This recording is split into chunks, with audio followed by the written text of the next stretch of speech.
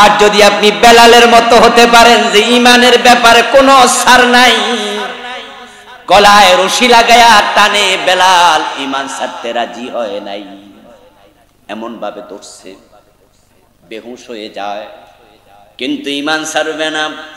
আর বেলালের ঈমানের তেজের কারণে বেলাল দুনিয়ায় থাকতে আল্লাহ জান্নাত দিয়ে দিছে।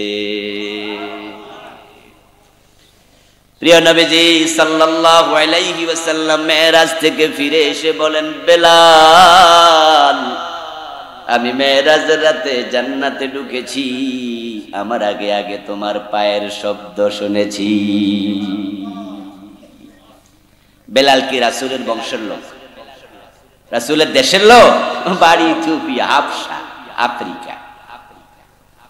বাবা ছিলেন দাস, উনি ছিলেন দাসের ছেলে, দাস, চেহারা ছিল কালো।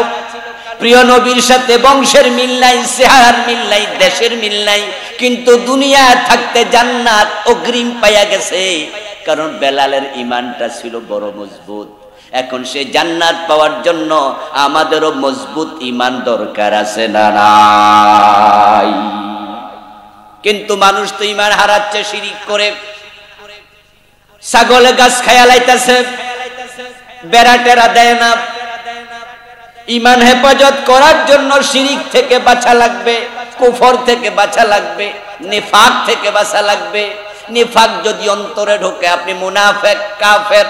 যেমন আব্দুল্লাহ ইবনে উবাই, সে মুনাফিক, কাফের, জাহান্নামী, সব মানুষের নিচে থাকবে, অথচ লোকটা কিন্তু রাসূলের হাতে কালেমাও পড়েছে। রাসূলুল্লাহ সাল্লাল্লাহু আলাইহি ওয়াসাল্লামের পিছনে দাঁড়ায়া নামাজও পড়ছে, রাসূলুল্লাহর সাথে গাজওয়ায়ে বনি মুস্তালিকে জিহাদেও অংশগ্রহণ করছে, কিন্তু তার অন্তরের মাঝে নেফাক ছিল, তাই সে জাহান্নামে থাকবে ফেরাউন এবং নমরুদেরও নিচে। শিরিক করে মানুষ মুশরিক হয়ে যায়, কুফর করে মানুষ কাফের হয়ে যায়। আমাদের দেশে ঈমানের বড় দৈন্যতা চলছে, কারণ কুফরি সরাসরি, শিরকের সরাসরি সমাজে। আমার বন্ধু, মুসলমানের সন্তান বিয়ে করার পরে 2-4 বছর আল্লাহর কাছে সন্তান চায়, একটু দেরি হয়েছে, তাই বলে আল্লাহ আমারে ছেলে দাও, মেয়ে দাও।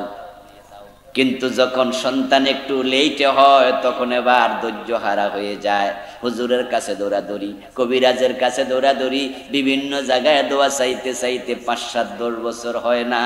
এক পর্যায়ে বন্ধু পরামর্শ দেয়, বাংলাদেশে হবে না, ইন্ডিয়া চলে যা, কারণ কেউ ফিরে না খালি হাতে খাজা বাবার দরবারে। আচ্ছা, ছেলে মেয়ে চাওয়ার জন্য মাজারে মাজারে ঘোরে এমন লোক বাংলাদেশে আসেনি? সন্তান দেয়ার মালিক কে? কোন মানুষ দিতে পারবে? যে মানুষ কি একটা সুই বানাইতে পারে? আল্লাহ যদি না দেয়। এই যে সুই বানাইছেন লোহা দিয়া, লোহাটা কি মানুষে বানায় না আল্লাহ বানায়? একটা চাল বানাইতে পারবেন? প্লাস্টিক দিয়ে বানাবেন না? প্লাস্টিক দিছে কে? যে গাছের রস থেকে প্লাস্টিক হয়, ওই গাছটা কি মানুষ বানাইছে? এই মানুষের কাছে বলে, চাচা, বাবা, পীর বাবা, আমার একটা ছেলে দাও। আস্তাগফিরুল্লাহ। শিরিক কাকে বলে? যেই গুণ একমাত্র আল্লাহর জন্য নিবেদিত, যার মালিক আল্লাহ নিজে, ওটার সাথে অন্যকে শামিল করার নামে হলো শিরক। আমার প্রিয় ভাইয়েরা, আমাদের বাংলাদেশে দেদারসে শিরিক চলছে। কোনটা শিরিক মানুষ অনেকে জানেই না, অনেকে বোঝে না, বুঝতেও চায় না। এখন কেউ কেউ বলে, হুজুর আমরা তো জানি না, আমরা বুঝি না। আমি তখন বলি, দোস্ত, না যাই না বিষ খাইলে সমস্যা আছে না নাই? পীরের পায়ে সেজদা দিলে শিরিক হয়, এটা জানে না, কিন্তু সেজদা দিছে, এবার কি হবে? বিদ্যুতের তারে হাত দিলে মানুষ মরে যায়, এটা আপনি জানেন না, কিন্তু হাত দিছেন। যেহেতু জানেন না, আপনার কিছু হয় নাই, ঠিক না? বাজার থেকে আপনারা যখন কীটনাশক ওষুধ আনেন, ক্ষেতের মাঝে বিষ দেবেন, ওই বিষের বোতল টেবিলের উপরে রাখিয়া তারপরে কাজকর্ম করেন না, এটা সামলাইয়া রাখেন, কারণ ঘরে নাতি আছে, ছোট্ট পুত আছে। আপনি যেটাকে বিষের বোতল বাজার থেকে কিনে আনছেন খেতে দেবেন, ওই বেটা যদি এটারে হোমিওপ্যাথিক ওষুধ মনে কইরা খায়ালা, ঘটনা ঘটবে কি? ওই ছোট্ট নাতি বোঝে না এটা যে বিষ, হোমিওপ্যাথিক ওষুধ মনে করছিল। অথবা জ্বর হয়েছিল, জ্বর হওয়ার পরে নাফা যে সিরাপটা আছে স্ট্রবেরি ফ্লেভারের আছে না, দেখবেন যে নাফা সিরাপ প্যারাসিটামলের গায়ে আছে স্ট্রবেরি ফ্লেভার, এর মানে একটু খাইলে মজা মজা লাগে, সিরাপ মানে মজা। এজন্য পোলাপান্নে মিষ্টি সিরাপ দিলে এক খাইয়া আবার আগ করে আরো দেন। তো মা বাবা কয় না, ডাক্তার কইছে একটুকু হে চান্স পাইলে চুরি করে খাই লেবু। এখন সিরাপ মনে করে যদি বিষ খায়, না জেনে বিষ খাইলে অসুবিধা আছে না নাই? তা আপনি বলবেন হুজুর আমি জানি না এটা যে শিরিক। হাসরের দিন আল্লাহ প্রশ্ন করবেন, বান্দা এলেম শিখা ফরজ করেছি, তো জানো নাই দোষটা কার? পড়লে তো তুমি জানতা। আল্লাহর কাছে জানি নাই শব্দের কোনো দামই নাই, কারণ আল্লাহ তাআলা কোরআনে যত বিধান নাজিল করছে এক নাম্বার ছিল ইকরা। এক নাম্বার কি ছিল? ইকরা বিসমি রাব্বিকাল্লাযী খালাক, পড়ো, রবের নামে পড়ো, পড়ো পড়ো, এটা এক নাম্বার অর্ডার। তালাবুল ইলমি ফারিদা আলা কুল্লি মুসলিম, নর নারী নির্বিশেষে ইলম শিখা সবার জন্য নফল না ফরজ? তো আল্লাহ বলবে এটা ফরজ করছি, শিখো নাই কেন? অনেকে আছে খুব বুদ্ধিমান, ছোটকালে চা দোকানে বইয়া চাটা খাইতাম, গল্প সল্প শুনতাম। কিছু কিছু লোক চা দোকানে বইয়া একবারে গরম করে লাগে, কয় যে হুজুররা জানেও বেশি, হুজুরদের হিসাব হইব বেশি, আমরা জানিও কম। মানে খুব মজা, বেহেশতে দৌড় মেরে দিতে। ও দোস্ত, আল্লাহ তাআলা যদি জিজ্ঞাসা করে বিয়ে করতে জানলা, ছেলে মেয়ের জন্ম দিতে জানলাম, চাকরি বাকরি করে জায়গা জমিন কেনার সময় দলিল কোনটা ঠিক কোনটা বেঠিক, ওখানে খারিজ এসএ সিএস আসেনি, আসেনি এগুলা, আরো কত বায়া দলিল, সব বুঝলা, নিজে না বুঝলে অ্যাডভোকেটের কাছে দৌড়াইয়া যাইয়া তাও বুঝলা কোন শরিকানা আছে কিনা, মানুষ পাইব কিনা, কারো ভাগ আছে কিনা, এটা ঠিকঠাক হয়েছে কিনা দলিল, সব খবর নিয়া জমি কিনতে জানলা। তোমার ইমানটা ঠিক আছে কিনা এটা একটু কোরআন হাদিস ঘেটে জানতে চাইলাও না, জবাব দেবেন কি? যেই কাজ করলে ইমান চলে যায় সে শিরিক, সে কুফর সম্পর্কে স্টাডি করা দরকার আছে কিনা, করিতেই হবে, কোনো কথা নাই, না হয় উপায় নাই, সব শেষ। ও প্রিয় ভাইরা, শয়তান মানুষকে কাফের বানাবে, শয়তান মানুষকে মুশরিক বানাবে, চিন্তার মাঝে প্যাঁচ ঢুকাইয়া দেবে, দুর্বলতা ঢুকাবে, আপনাকে বলবে যা যা, খাজা বাবার কাছে গেলে কেউ খালি হাতে ফিরে না, তুই যা। আর আপনি গিয়ে চাইলেন খাজা বাবা ছেলে দাও, সাথে সাথে ঈমান শেষ, কারণ সন্তান দেওয়ার ক্ষমতা শুধু আল্লাহ। ইব্রাহিম আলাইহিস সালামের বয়স ৮৬, দাড়িগুলো পেকে গেল, চুলগুলো পেকে গেল, সন্তান হয় না। ওই বুড়া বয়সে নবী ইব্রাহিম সন্তান চেয়েছেন কার কাছে? এই আলোচনাটা আল্লাহর কোরআনে আছে না নাই? অথচ কোরআন নাজিল হলো নবী ইব্রাহিম আলাইহিস সালামের আগমনের ২৫০০ বছর পরে। ইব্রাহিম এই কোরআন নাজিলের ২৫০০ বছর আগে আল্লাহর কাছে কইছে রাব্বি হাবলি মিনাস সালিহিন, আল্লাহ আমার একটা নেক্সট সন্তান দাও। ওই দোয়া আল্লাহ ২৫০০ বছর পরে নাজিল করে কেন? কোরআন কি ইতিহাসের বই নাকি? এটা কি ইতিহাসের কিতাব? তো ইতিহাস আল্লাহ কেন শোনায়? ওই ইতিহাস শুনায় আল্লাহ তাআলা আপনাকে আমাকে বুঝাচ্ছেন, তোমাদের বাবা ইব্রাহিম যদি পুরা বয়সও আমার কাছে চায়, ধৈর্য হারা না হয়, তোমরা ৫-৭-১০ বছরে ধৈর্য হারা হয়ে খাজা বাবার কাছে কেন যাও? সন্তান দেয়ার ক্ষমতা কোনো খাজা বাবার নেই। ইয়াহাবু লিমান ইয়াশাউ ইনাসান ওয়া ইয়াহাবু লিমান ইয়াশাউ যুকুরা আও ইউযাব্বিজুহুম যুকরানান ওয়া ইনাসা ওয়া ইয়াজআলু মান ইয়াশাউ আকিমা। সুবহানাল্লাহ বলেন। আল্লাহ তাআলা বলেন কোরআন মাজিদে, তিনি যাকে চান ছেলে দেন, তিনি যাকে চান মেয়ে দেন, তিনি যাকে চান ছেলেও দেন মেয়েও দেন, তিনি যাকে চান একটাও দেয় না, বন্দা বানায়। এই তিনিটা কে বলেন না প্রিয় ভাইরা, তিনিটা কে? আমরা চাইবো কার কাছে? যারা চাইয়ে লাইছেন তারা তাওবা করেন, তাওবা না করলে ঈমান ফিরে আসবে না।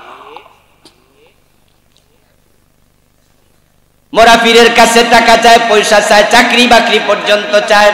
বাইজিদ বুস্তামি রাহিমাহুল্লাহ চট্টগ্রামের মাটিতে শুয়ে আছেন, তার ব্যাপারে আমি জানি না, শুনেছি তিনি ভালো মানুষ, তার আমলের ব্যাপারে আমার জানা নেই, যেহেতু তিনি আমাদের যুগের লোক না, তার ব্যাপারে ভালো ধারণা করলাম। কিন্তু সেখানে মানুষ যাইয়া কচ্ছপেরে খাবার দেয়। বাইজিদ বুস্তামি রাহমাতুল্লাহ আলাইহির কবরের পাশে সামনে পুকুর, পুকুরের মাঝে বড় বড় কচ্ছপ আছে। আমি নিজের চোখে দেখেছি, ওখানে নেমে পাউরুটি খাওয়াচ্ছে কচ্ছপেরে। কচ্ছপ যখন পাউরুটি খাইতে, বিস্কিট খাইতে একটু উপরে ওঠে, তখন গায়ের মাঝে হাত মুছে মুছে দেখি মহিলারা কয় বাবা, ও বাবা, ও বাবা, কচ্ছপেরে বাপ ডাকতেছে। এবং কি খুশি যে বাবা এর বিস্কিট খাইতে উপরে আইছে। আমি কই আস্তাগফিরুল্লাহ, কত মানুষ না খাইয়া মরে, এরারে পয়সা দেয় না, বিস্কিট দেয় না, কচ্ছপেরে খাওয়াইতেছে। এবং মনে মনে ভাবে এই যে আমার দোয়া কবুল, বাবা হইনা লাইছে। লা হাওলা ওয়ালা। উনার কবরের পাশে গিয়ে দেখি দু তিনটা গাছ, গাছের মাঝে গোড়া থেকে আগা পর্যন্ত সুতা বাঁধা। কত কালারের সুতা বাইন্দা গাছটারে চিকন বানাই লাইছে। ওখানে নাকি নিয়ত কইরা সুতা বানলে পোলামাইয়া হয়। এ বাইজিদ বুস্তামি রাহিমাহুল্লাহ ভালো মানুষ, উনার পাশের কচ্ছপ অথবা বাইজিদ বুস্তামি নিজে অথবা গাছের সুতা কেউ সন্তান দিতে পারবে না, সন্তান দেয়ার মালিক শুধু। এজন্য ইব্রাহিম নবী চাইছে কার কাছে? আমরা শুধু তার কাছে চাইব। তিনি ছেলে দেন, তিনি মেয়ে দেন। ছেলে কে দেয় বলেন জোরে, কে দেয়? মেয়ে কে দেয়? মেয়ে কে দেয়? না বউয়ে দেয়? তো বউ যদি মেয়ে না দেয়, বেশি মাইয়া হইলে বউ পিডান কেন? মেয়ে বেশি হলে বউ তালাক দেয়, বউরে ধমক দেয়, বউরে থাপ্পড় কিলো মারে। আর একটা মাইয়া হইলে বাপের বাড়ি পাঠাইয়া দেবো এমন ধমক দেয়। এরকম জালেম স্বামী আছে না নাই? মেয়ে যে হইছে এটা কি বেড়ির দোষ নাকি?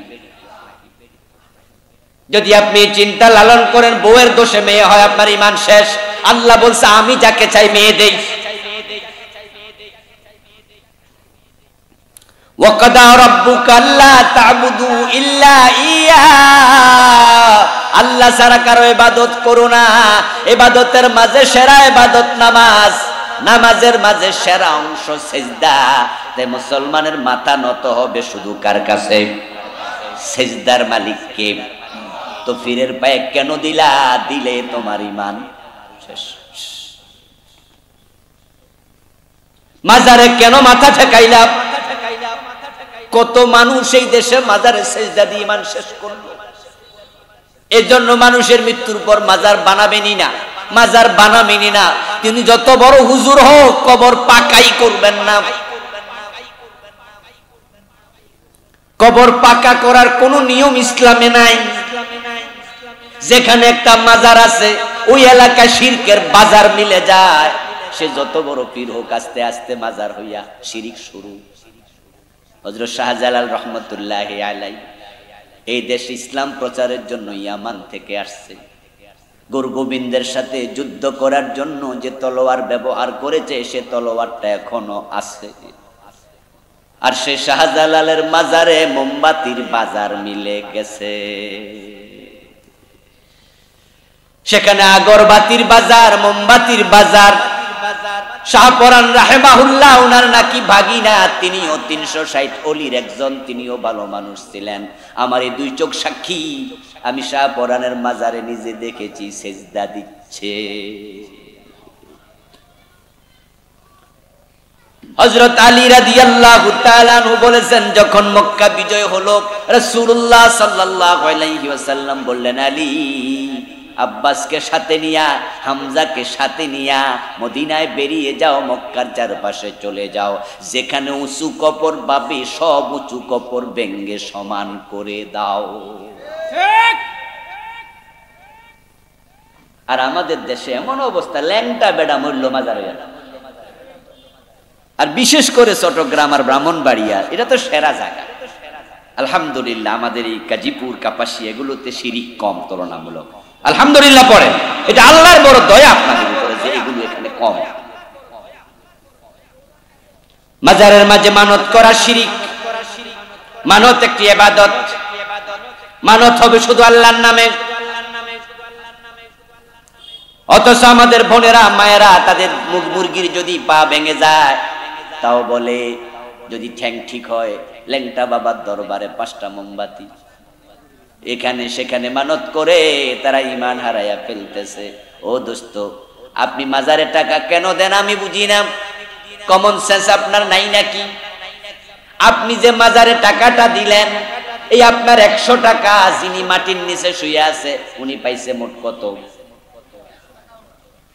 কি কিছু পাইছেন? 100 টাকা যে দিলেন, তো দিলেন কারে, খাইলো কেন? এই যে কেল্লা বাবারে দিলেন, কেল্লা বাবা কত পাইছে? এই যে শাহালি বাবারে দিলেন, এই যে গুলিস্তানে একটা মাজার আছে ঢাকার গুলিস্তানে, এটার নাম কি? গোলাপ শাহ। এই গোলাপ শাহর মাজারে যে আপনি টাকা দিলেন, গোলাপ শাহ পাইছে কত? তা আপনি কি বোঝেন না? দিলেন, খাইছে কারা? এমন কিছু লোক আপনার দেয়া টাকা খায়, যারা টাকা দিয়া গাঁজাও কিনে খায়। আপনার টাকা দিয়ে গাঁজা খাচ্ছে, গাঁজা। মাওলানা হাবিবুর রহমান যুক্তিবাদী, নাম শুনছেন না? বড় এক সময় বক্তা ছিল, মাঠ গরম করা বক্তা।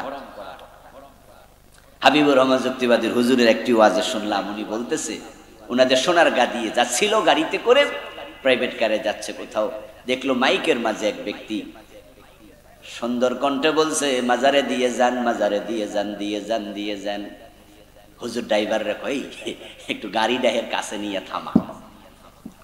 তো ড্রাইভার একবারে গাড়িটা নিয়া, যে বেটা টেবিল বিছাইয়া চাইতেছে মাজারের জন্য দিয়ে যান, ফাঁসে থামাইছে। হুজুর বলে, আমি গ্লাসটা একটু নামাইয়া মাথা বাইর করে বললাম, এই কি দিতাম, কি দিতাম। হে শুরু শুরু কয়, আমিও শুরু শুরু করলাম।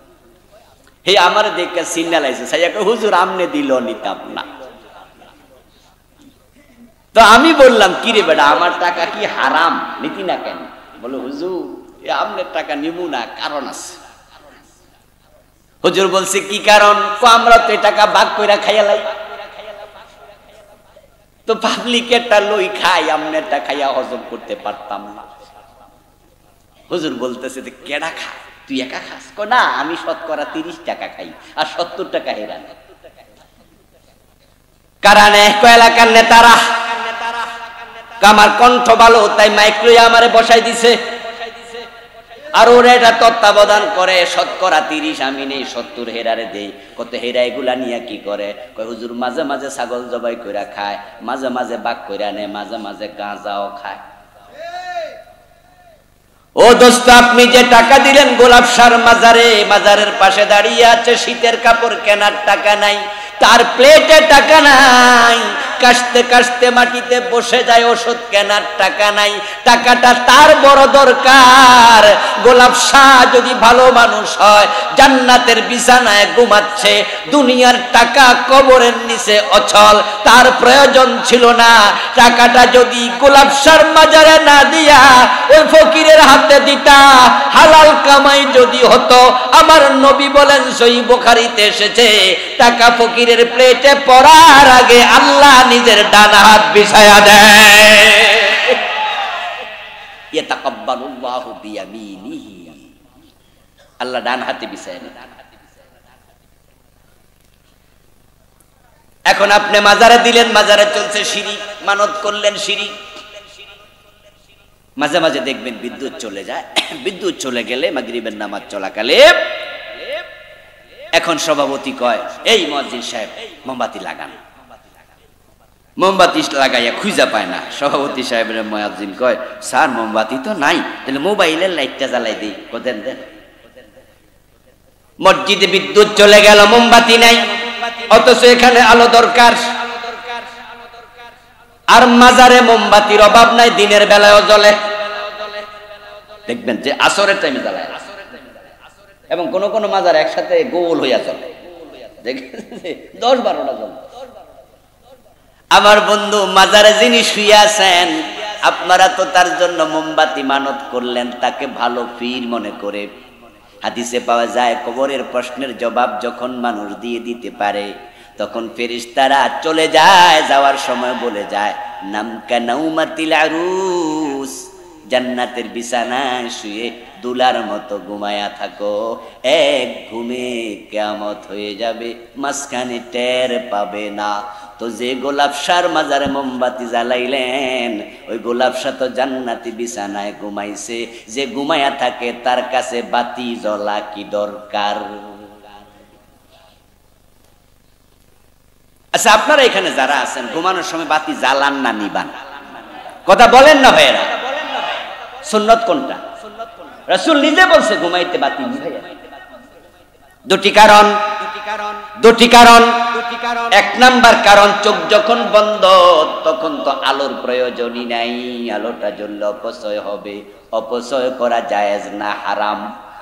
এটা হলো প্রথম কারণ। দ্বিতীয় হলো, ওই আলো থেকে তেলাপোকা, ইঁদুর, টিকটিকি দৌড়াদৌড়ি করার সময় আগুন লেগেও যেতে পারে। তো রাসূলুল্লাহ শিখিয়েছেন, ঘুমাইলে আলো নিবাও। আর মাজারের পিসাব ঘুমাইতেছে, সবাই মিললে আলো শুধু জ্বালাইছে। রাসূলের হাদিসের সাথে মিল না অমিল? ও দোস্ত আমার, এই জন্য মাজারের ধারে কাছে যাবেন না, মাজার বানাবেন না। চট্টগ্রামে গেলে মাঝে মাঝে অবাক হয়ে যায়, এত মাজার, নাম শুনে আরো আশ্চর্য হই। কয়দিন আগে দেখছি লেখা কারেন্ট বাবার মাজার। আমি কই সারছে কাম, কি রে, কারেন্ট বাবা হয় নাকি আবার? তো তাহলে মা কেডা? আসলে সেই মাজারে কবরে লাশ আছে কিনা তাও সন্দেহ। কারণ বদনাশার মাজার যেখানে, আসলে সেখানে কি মানুষ না বদনা? নামেই বলে যে মানুষ ছিল, বদনা। এর মানে হলো, হতে পারে কোনো পীর সাহেব এলাকায় আসছিলেন, উনি যে বদনা ইউজ করছে, ওই বদনাটা রেখে ভুলে চলে গেছে, আর এলাকার মুরিদারা কি করছে, বদনারে মাটি দিয়া মাজার বানাইছে। সুবিধা আছে কিন্তু, কারণ মাজার বানাইলে বিনা পুঁজিতে টাকা পাওয়া যায়, ঠিক না? ভালো টাকা মিলে, ভালো টাকা, লাখ লাখ টাকা মিলে। না, খড়মপুরে যেটা আছে এটা মানুষ না, ওরাই কল্লা আছে। শুধু কি আছে, এটা নাম দিছে কেল্লাসা। ওই কেল্লাসার মাজারও আমি গেছিলাম একবার, ঘুরতে গেলাম, পাশ দিয়ে মাহফিল, বললাম ঢোকো, ড্রাইভার ঢুকলো, ঘুরতে গেলাম, গিয়ে দেখি কেল্লাসার মাজারের পাশে এমন এক গর্ত, বিশাল গর্ত, ওই যে গরু ছাগলে মার খায় না, ওই মার দিয়া বানাইছে। এটার ভিতরে ডুবে যাবেন আপনি, নামলে আপনার 3.5-4 হাত করতে হবে। উপরে লোহা দিয়া জাল দিছে। জিজ্ঞাসা করলাম যে লোহার বেড়া, এত বড় গর্ত? বললো হুজুর, উরুসের সময় টাকা বারবার এটা বইরা যায়, তারপরে এটা ফ্রি করে, আবার ভরে, আবার ভরে। লোকজন টাকা দিচ্ছে, শুধু কল্লার মাজারে এত টাকা, পুরা লাশ পাইলে কি হইতো এবার? যেই লোক নামাজ পড়তো না, ল্যাংটা থাকতো, কাফর ছিল না, এই দেশে ল্যাংটার মাজার আছে না? মানুষ কতটা বিভ্রান্ত হচ্ছে। আমার বন্ধু ছেলেবিদের যাবে, মা ছেলেকে পরামর্শ দেয়, বাজান ভিসা ব্যবসায়ীর কাছে পাসপোর্ট দেওয়ার আগে একটু ঢাকা থেকে ঘুরে আয়, যদি পাসপোর্ট নেয়ার পরে ভিসা না লাগে তাহলে টাকা ফিরে পাওয়া জটিল রে বাপ, পাসপোর্ট না হয় ফিরাই দেব, টাকা কিন্তু খাইলে পেটের তলে যায়। তোর ছেলে জিজ্ঞাসা করে, মা ঢাকা যায় লাভটা কি? ভিসা লাগবে কিনা সেটা জেনে আয়। আমি টেলিভিশনে দেখেছি বসুন্ধরা শপিং মলে বাবা লিটন দেয়ান বসে আছে, তিনি অতীত ভবিষ্যৎ ভূতপূর্ব সবকিছু জানে। নাউযুবিল্লাহ। ভবিষ্যৎ জানার জন্য হাতের রেখা দেখায় এমন লোক বাংলাদেশে আছে কিনা? খবর জানার জন্য গণকের কাছে যায়, তুমি মুশরিক, মুশরিক, ঈমান তোমার শেষ। কারণ এক সেকেন্ড পরে কি হবে এই ইলম দুনিয়ার কারো নাই। গায়েবের মালিক কে? মাশাআল্লাহ। আবার বলেন গায়েবের মালিক কে? তো গায়েবের খবর গণক কেমনে জানবে? ওই লিটন দেওয়ান কেমনে জানবে? কিন্তু মানুষ তো যাচ্ছে, টিয়া পাখির কাছে যায়, বান্দরের কাছে যায়, বান্দরেও নাকি জানে আপনার তাকদীরে কি আছে, আপনার তাকদীর যে কত অরক্ষিত, যেটা বান্দর পর্যন্ত জানে না। টিয়া পাখির কাছে মানুষ যায়। ইত্তেফাক পত্রিকায় দেখবেন মাঝে মাঝে সপ্তাহে একবার অথবা মাসে একবার রাশিফল প্রকাশ করে। আধা পৃষ্ঠা রাশিফল লেখা আছে, কর্কট রাশি, কুম্ভ রাশি, কন্যা রাশি, তুলা রাশি। এখন তুলা রাশিওয়ালা যারা হেরা মনোযোগ দিয়ে হেডাই পড়ে, আমারটাই আনে আছে, আগামী সপ্তাহ কি হবে তুলা রাশিওয়ালা বোঝে, এখানে সেটা আছে। তাই সে পইরা যদি দেখে যে আগামী সপ্তাহ ভালো যাবে, মনে মনে খুশি, যাক নিশ্চিন্তে এক সপ্তাহ। ও দোস্ত, আপনার রাশিফল যারা লিখলো তারা কেমনে জানে এক সেকেন্ড পরে কি হবে? সেটা তো জানার কথা না। এটা তো আল্লাহর ইলম। কোরআনে আল্লাহ তাআলা স্পষ্ট বলেছেন, কুল্লা ইয়ালামু মান ফিস সামাওয়াতি ওয়াল আরদিল গায়বা ইল্লাল্লাহ। ও নবীজি মুহাম্মদ সাল্লাল্লাহু আলাইহি ওয়াসাল্লাম, আপনি বলে দিন আকাশ এবং জমিনে এক আল্লাহ ছাড়া কেউই গায়েব জানে না। তো আপনারা যারা ভবিষ্যতের ইলম জানার জন্য এখানে তাওবা করে বাড়ি যাবেন, আপনার ঈমান কিন্তু নাই, ঈমান চলে গেছে অনেক আগে। কি ভাবছেন নামাজ যে পড়ি, কালেমা যে পড়ি, আরে ভাই কালেমা পড়লে যদি মুমিন হয় তাহলে কাদিয়ানি কাফের হবে কেন? কাদিয়ানি কি কালেমা পড়ে না? আচ্ছা, কাদিয়ানিদের মসজিদে যে মুয়াজ্জিন আযান দেয়, হে কি বলেন আশহাদু আল্লা ইলাহা ইল্লাল্লাহ বলে না? তো হে কাদিয়ানিকে আমরা মুসলমান কইছি, যে কালেমা তো আযানে কইল। আপনাদের এলাকা হিন্দু আছেন? হিন্দু ভদ্রলোকের দোকানে বাংলায় আপনি লিখলেন লা ইলাহা ইল্লাল্লাহু মুহাম্মাদুর রাসূলুল্লাহ, লিখে কাগজটা বইটা আপনি মূর্খ লোকের ভান ধইরা ভদ্রলোক হিন্দু দোকানদারকে বললেন যে দাদা এখানে জানি কি লেখা আছে একটু পড়ে দেনছে, আমি মূর্খ মানুষ বুঝি না। হে বেটা সরল বিশ্বাসে চশমাটা লারা মারা দিয়া ঠিক কইরা এবার সে লা ইলাহা ইল্লাল্লাহু মুহাম্মাদুর রাসূলুল্লাহ ওটুকু পড়ার সাথে সাথে আপনি টান দিয়া নিয়ে আইছেন। এনেই আপনি কনজে আমি কিন্তু আপনারে মুসলমান বানাইতে আইছি, কাম আমি সারছি। তখন সাথে সাথে সে চমকে উঠে বলে রাম রাম রাম, কি কইলেন? আমি আবার মুসলমান কবে হলাম? আপনি বললেন চালাকি করার সুযোগ নাই, এই যে আপনি কালেমা পড়ছেন আমি কিন্তু মোবাইলে অন করে রাখছি, আমার অডিও রেকর্ড হয়ে গেছে। এবার আপনি অডিও বাজায় শুনাইলেন যে বেডা ঠিকই কালেমা, বেডার নিজের কণ্ঠের শব্দ শুনতে পাচ্ছে লা ইলাহা ইল্লাল্লাহু মুহাম্মাদুর রাসূলুল্লাহ। এবার আপনারা বলুন তো, এই যে কালেমার রেকর্ড শুনলেন, বেডা কালেমা পড়লো, আসলে কি মুমিন হইছে? তো কালেমা পড়লে মুমিন হলে এটা মুমিন হলো না কেন? কালেমা পড়লে মুমিন হলে আব্দুল্লাহ ইবনে উবাই কেন হলো না? সে মুনাফিকদের নেতা থাকলো কেন? এ কোরআন অনুবাদ করার সময় গিরিশচন্দ্র সেন লা ইলাহা ইল্লাল্লাহর অনুবাদ করে নাই, এটা মুখে পড়ে নাই, লিখে নাই, কিন্তু সে কি মুমিন হইছে? কাদিয়ানীও কালেমা পড়ে মুমিন হয় না, কারণ তাদের অন্তরের মাঝে কুফর ঢুকে আছে। তাই মুখে কালেমা পড়ার আগে অন্তর পরিষ্কার করিতেই হবে। ফামান ইয়াকফুর বিত্তাগুতি ওয়া ইউমিন বিল্লাহ। আপনি যে গণকের কাছে দৌড় মাইরা গেলেন, হস্তরেখা দেখাইলেন, আপনার ভিতরে চিন্তা হলো গণকও জানে, নাউজুবিল্লাহ পড়েন, যে উনি জানে, উনি কইছে তো আগামী মাসে 3টা ফারা আছে। এখন আপনি সাথে সাথে বলছেন যে তাহলে ফাড়া কিভাবে কাটাইতে হবে, উনি বলছে আমাকে 1111 টাকা দাও, আমি ফাড়া কাটা। এর মানে বেডা শুধু আগামী মাসের বিপদই জানে না, বিপদ কাটার ক্ষমতাও বেডার। আস্তাগফিরুল্লাহ, কি বাজে চিন্তা আপনার মাথায়। আল্লামা সাইদি রহমতুল্লাহ আলাই কুমিল্লা এক মাহফিল করলেন, ছাত্র জীবনে শুনলাম কুমিল্লা টাউন হল ময়দানে। ওনার ওয়াজে উনি বলছে বাড়িতে যদি কোনো গণক আসে হাতের রেখা দেখতে আর বলে যে আগামী মাসে ফাড়া আছে, টাকা দিলে ফাড়া কাটবো, টাকা না দিয়া পারলে কষাই একটা থাপ্পড় মেরে দেবেন। রেগে গেলে বলবেন মহাশয় রাগেন কেন, আমার বিপদ আগামী মাসে টের পাইলেন, আজকে বাড়িতে আইলে থাপ্পড় খাবেন, নিজের বিপদ টের পান নাই, এ বাড়িতে ঢুকলেন কেন? আর আমি আপনাকে 1111 টাকা দিলে যদি ফাড়া কাটতে পারেন, নিজের টাকা কাটতে আসলে তো থাপ্পড়ই খাইতেন না, কাটলেন না, দোষ কি আমার?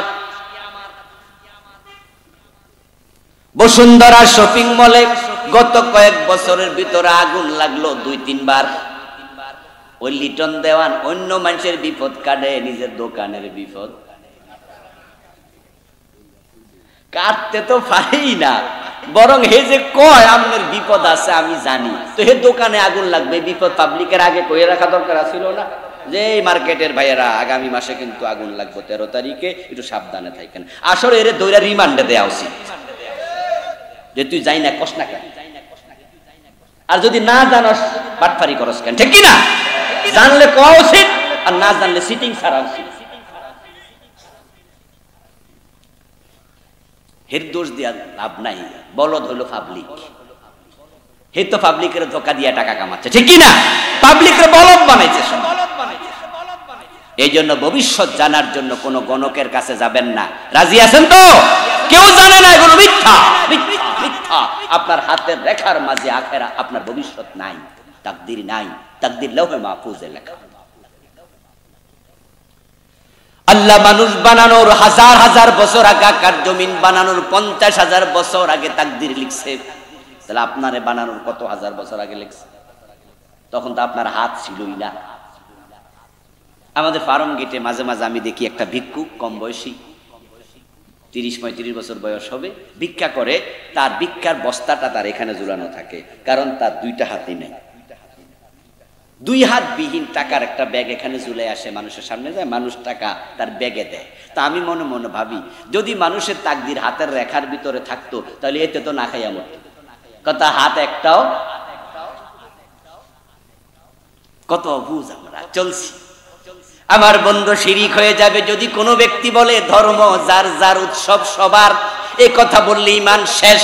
এই কথা বলার মতো নেতা কর্মী বাংলাদেশে আছে না নাই? গত 15 বছর তো কইতে কইতে মুখে ফেনা তুলে লাইছে। যখনই হিন্দুদের দুর্গা পূজা আসে তখন এই স্লোগানটা ব্যাপক হারে দেশে প্রচারিত হয়, ধর্ম যার যার, উৎসব সবার। এই স্লোগান আল্লাহর কোরআনের 180 ডিগ্রি বিপরীত, একবার উল্টা। আল্লাহর কোরআনের স্লোগান হলো লাকুম দীনুকুম ওয়ালিয়া দীন, তোমার ধর্ম তোমার, আমার ধর্ম আমার, 2টা এক না, আলাদা। কথা বলেন, কথা বলেন না? ধর্ম কি এক না আলাদা? তাহলে স্লোগান হবে ধর্ম যার, উৎসব তার। কিন্তু ওরা স্লোগান বানাইছে কত হারামি। এই স্লোগানটা আজ থেকে 20 বছর আগে আমরা জানতাম না, অথচ এটা সিলেবাসের বইতে ঢুকাইছে। ছোট ছোট বাচ্চারা এটা বিশ্বাস করে 1 ক্লাস 2-তে ঈমান হারায় ফেলতেছে। এবং এটা এমন ভাবে প্রমোট করা হলো, বাংলাদেশের এখন পূজা যখন হয়, হিন্দুদের দুর্গা পূজা, এমন পূজা মণ্ডপও আছে যেখানে হিন্দুর চেয়ে মুসলমানের ছেলে মেয়ের সংখ্যা বেশি, এবং সেজে গুজে যায়। আস্তাগফিরুল্লাহ, অবাক হবেন, আর ইমানের যে কি দশা। জান্নাত তো সবাই স্বপ্ন দেখে, সবাই কই বেহেশতে যাবে, স্বর্গীয় সত্যেন্দ্র নারায়ণ ওমিয়া, স্বর্গীয় লেখলে স্বর্গ মিলে। হিন্দুদের পূজা যায়, মুসলমানের সন্তান পাঞ্জাবি, নতুন পাঞ্জাবি কিনা যায়। ঈদ করার সময় যেমন আমরা কাপড় চোপড় করি, আমার এই চোখ দেখেছে, আমাদের আপনার ফার্ম গেটে খামার বাড়ি একটা জায়গা আছে না, খামার বাড়ি আপনারা চিনবেন, অনেকে নাম শুনেছেন। ওখানের পাশে আমার বাসা ছিল, মাদ্রাসাও সেখানে পড়াই 21-22 বছর। ওখানে সংসদ ভবনের মোড়ের পাশে সেখানে একটা টেম্পোরারি মন্দির বসাইছে 3-4 বছর আগে। টেম্পোরারি 15-20 দিন পরে এটা ভেঙে লাইছে, রাস্তার মোড়ে বসাইছে। বসাইয়া সেখানে দুর্গার মূর্তি দিয়া সেখানে কিছু হিন্দু পূজা করছে। আমি একদিন বিকাল বেলা সেখান দিয়ে যাওয়ার সময় দেখি কয়েকশো কলেজ ইউনিভার্সিটিতে পড়ুয়া ছাত্র ছাত্রী, মুসলমানের সন্তান, সে যে বুঝে কাপড় চোপড় পরে পূজা অংশগ্রহণ করতেছে। ওই যে তারা বইতে ঢুকাইছে, স্লোগান দিছে, ধর্ম যার যার উৎসব, সবার আসো, সবাই মিলে আসো, উৎসব করি। এমনে নাচনেওয়ালি আরো দিছে ঢোলে বাড়ি। এমনি মুসলমানের ফুলাপানের জ্বালায় ওরা হিন্দুরা পূজা পর্যন্ত ভালো করে করতে পারে না, মূর্তির সামনের বাতাসা টাইনা টাইনা খায়।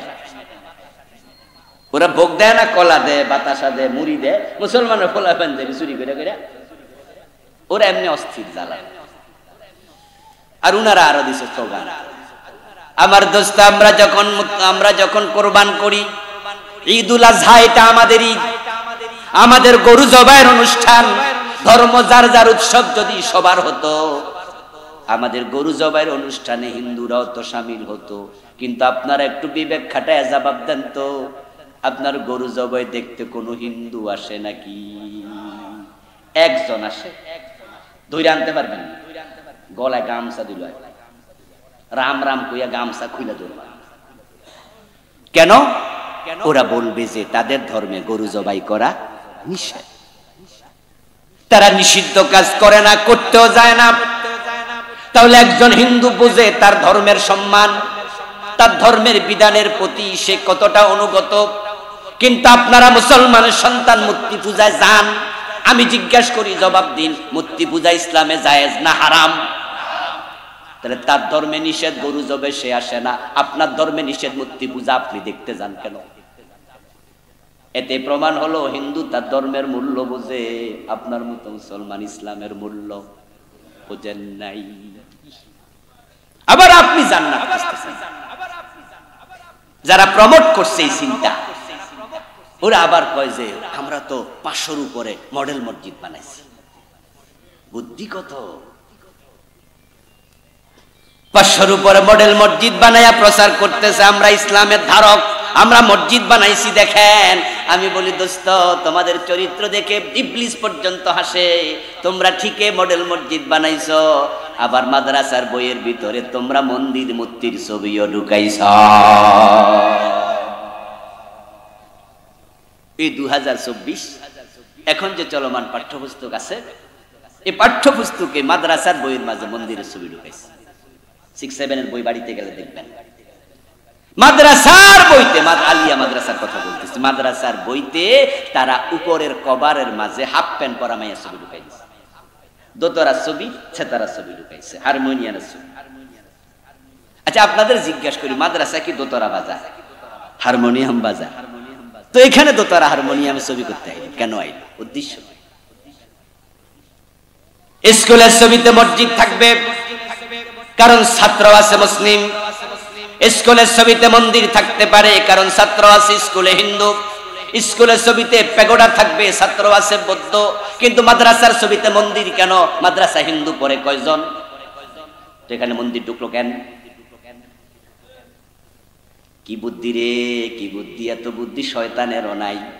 এরা মসজিদ, মডেল মসজিদ বানায়া বাংলাদেশের মুসলমানরে কয় আমরা ইসলামের পক্ষে, আর মসজিদ মাদ্রাসার ভিতরে মন্দির আর মূর্তির ছবি ঢুকাইয়া কলকাতার দাদাদেরকে কয় দেখো আমরা মূর্তির পক্ষে। ভোটের জন্য এরা দরকার আর সাপোর্টের জন্য এরা দরকার, একসাথে দুই হাত মেনেজ, দুই দিক মেনেজ। আল্লাহ তাআলা 5 তারিখে খেলা দেখাই দিয়েছে। আল্লাহ কয় যে না, রাম এবং বামেরা, ইন্ডিয়া আমেরিকা চাইলে কাকে ক্ষমতায় রাখতে পারে না, ক্ষমতার মালিক কে? আমি যাকে চাই তাকে দিই। আমার দোস্ত, ঈমান চলে যাবে যদি আপনি বলেন ধর্ম যার যার উৎসব সবার। আজকের পর থেকে স্লোগান আর দেয়া যাবে না, রাজি আছেন কিনা? এটা ঈমান বাঁচানো স্লোগান হবে, ধর্ম যার উৎসব। হিন্দুদের সাথে আমাদের কোনো ঝগড়া নাই, ফাসাদ নাই, বরং আমরা বলবো হিন্দুরা বাংলাদেশে নিরাপদে তাদের ধর্ম পালন করবে, এই অধিকার তাদেরও আছে। ইসলামে তো বলছে লাকুম দীনুকুম ওয়ালিয়া দিন, তোমাদের ধর্ম তোমাদের, আমাদের ধর্ম আমাদের। আমাদের গরু জবাইয়ের অনুষ্ঠানে আমরা তাদেরকে ডাকবো না, কারণ তাদের ধর্মে এটা অনুমোদন করে না। সুতরাং তাদের ধর্মীয় অনুষ্ঠানেও আমরা যাব না, আমাদের ধর্মে মূর্তি পূজা অনুমোদন করে না, তাদেরটা তারা করবে। এখন দেখা যায় আমাদের বাংলাদেশে হিন্দুদের দুর্গা পূজার সময়, মূর্তি পূজার সময় কিছু মন্দিরে মুসলমানের সন্তানরা পাহারা দেয়া লাগে, বিভিন্ন মাদ্রাসার হুজুর এবারও পাহারা দিছে না?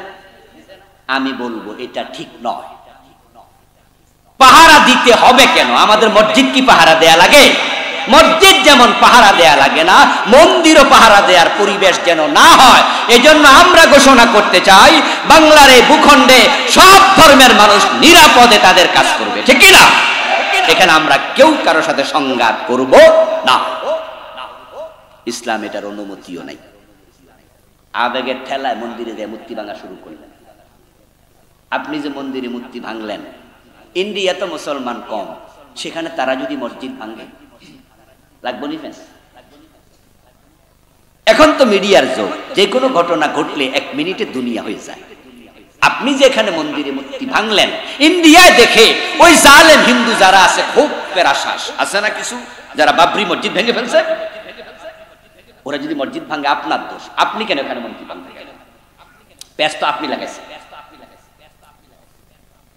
ওয়ালা তাসুবুল্লাযীনা ইয়াদউনা মিন দুনিল্লাহ, কোরআনে আল্লাহ তাআলা বলতেছেন তারা আল্লাহরে বাদ দিয়ে যার ইবাদত করে, যার পূজা করে, তাদের দেবতাদেরকে তোমরা গালিও দিও না, বাঙ্গা দূরের কথা। ইব্রাহিম আলাইহিস সালাম ভাঙছে, এটা উনার ধর্মে জায়েজ। আদম নবীর ধর্মে ভাই বোনে বিবাহ জায়েজ।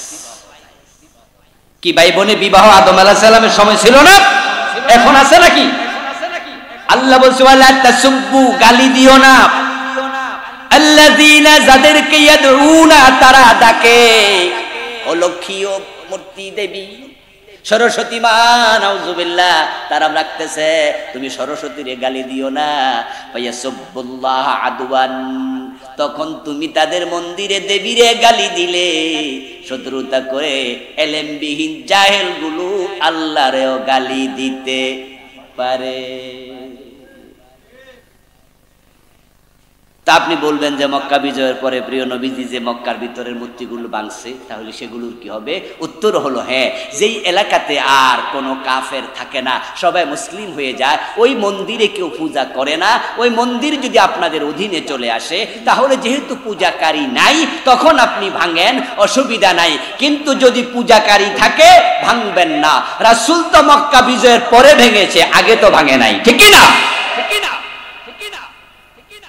যে মক্কা বিজয়ের আগের বছর 7ম হিজরিতে প্রিয় নবীকে উমরাতুল কাজা করার জন্য মক্কায় যান নাই। 6ষ্ঠ হিজরিতে গেলেন, হুদায়বিয়ার সন্ধি হলো, তারা মক্কায় ঢুকতে দিল না, ফিরে চলে আসলেন। পরের বছর গেল, প্রিয় নবী সাল্লাল্লাহু আলাইহি সাল্লাম 3 দিন তিনি মক্কায় ছিলেন। 3 দিনে নামাজ কত ওয়াক্ত? বলেন বলেন, কত ওয়াক্ত? 15। এই 15 ওয়াক্ত তিনি কাবার দিকে ফিরে পড়েন নাই তো? কাবার ভিতরে মূর্তি ছিল না? কাবার ভিতরে বাহিরে 360টা মূর্তি ছিল, কিন্তু প্রিয় নবীজি সে মূর্তি ভাঙেন নাই। পরের বছর যখন 8ম হিজরির রমাদানে মক্কা বিজয় হয়ে গেল, এখন আর কোনো কাফের নাই, আল্লাহর ঘর থেকে রাসূল মূর্তি বের করে ফেললেন। তাহলে বাংলাদেশ কি ইসলামী রাষ্ট্র হয়ে গেছে? সব হিন্দু মুসলমান হয়ে গেছে। তা আপনি মূর্তি ভাঙতে যান কেন? কে কইছে আপনার অধিকার দিছে কে? এজন্য দেখবেন আলহামদুলিল্লাহ হিন্দুদের সাথে ছোটখাটো যে 2-1টা ঝগড়া ফাসাদ মুসলমানদের বাংলাদেশে হয়েছে, কোন আলেম সে ঝগড়ার সূত্রপাত করে নাই, বরং আলেমরা পাহারা দিতে গেছে। এবারও মন্দির পাহারা, কেউ যেন না ভাঙতে পারে। নির্বাচন যখন আসে আর একটা শিরিক শুরু হয়, ওই শিরিকটা আমাদের নেতারা বলে সেই শিরিকটা হলো জনগণ সকল ক্ষমতার উৎস। এই কথা বললেই মানুষ, এটা কোরআনের বিরোধী। কাফের হওয়ার জন্য, মুশরিক হওয়ার জন্য ডজন ডজন কুফরি লাগে না, ডজন ডজন শিরিক লাগে না, একটা করলেই শেষ। অঙ্কের মতো আর কি। আপনারা যে পাটিগণিত অঙ্ক করছেন, বীজগণিত করছেন, 10 লাইনের অঙ্ক, 9 লাইন ঠিক লিখছেন, 1 লাইন ভুল লিখছেন, 10-এ কত পাইছেন? যে 10 লাইনে 10 ভুল সেও পাবে 0, যে 10 লাইনে 1 ভুল সেও পাবে 0। যে পুরা কোরআন মানে না সে কাফের, যে এক অক্ষর মানে না।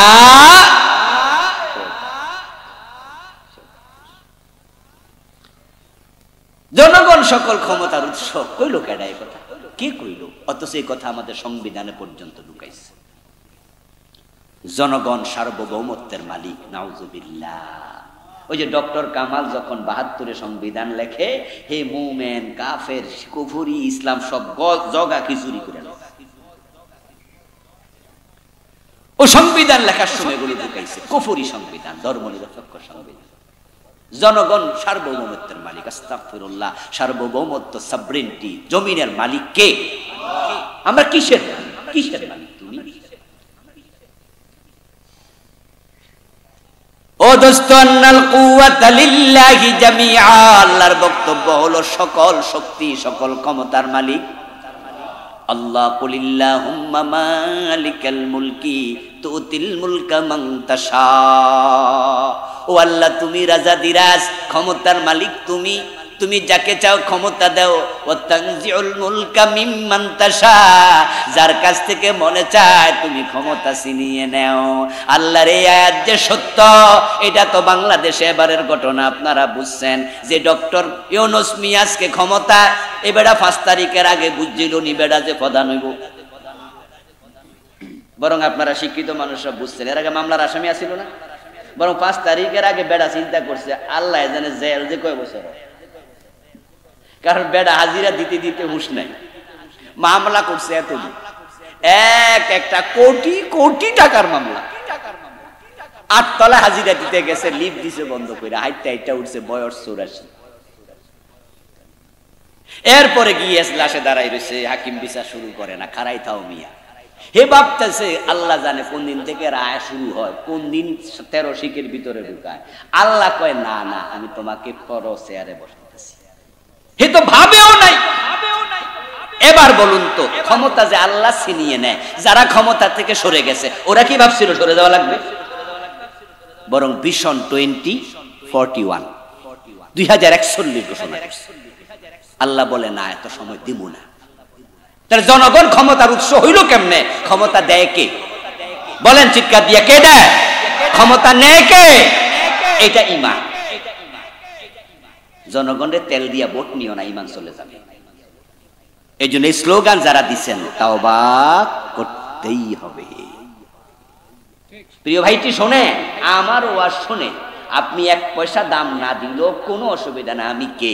কিন্তু কোরআন হাদিস শুনে দাম না দিলে বিপদ আছে না নাই? সাবধান। কিন্তু যার যার কবর তার তার আমল। আমি বলতেছি কোরআনের আয়াত, সমস্ত ক্ষমতার মালিক আল্লাহ, আর আপনি কোন জনগণ। পাইছেন?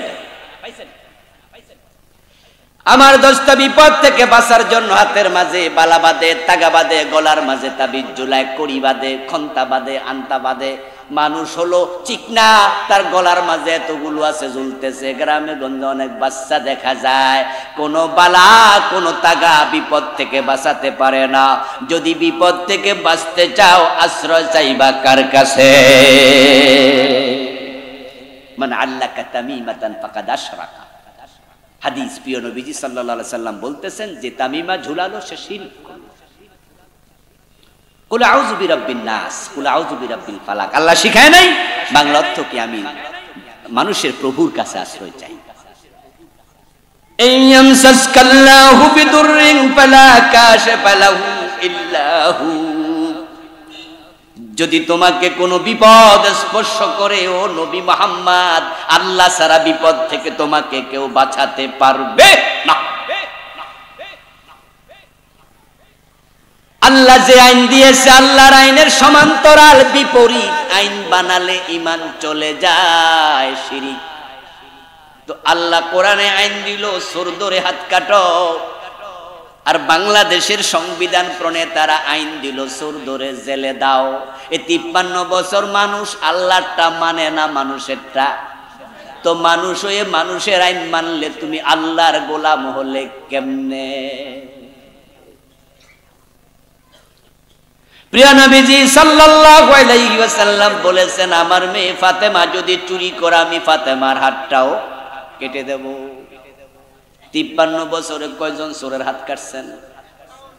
এদেশে চোর নাই? ফিয়ন নাকি 400 কোটি টাকার মালিক হইছে? কয়শো কোটি? তো বাড়িওয়ালা কত কোটি টাকার মালিক? এত টাকা কার?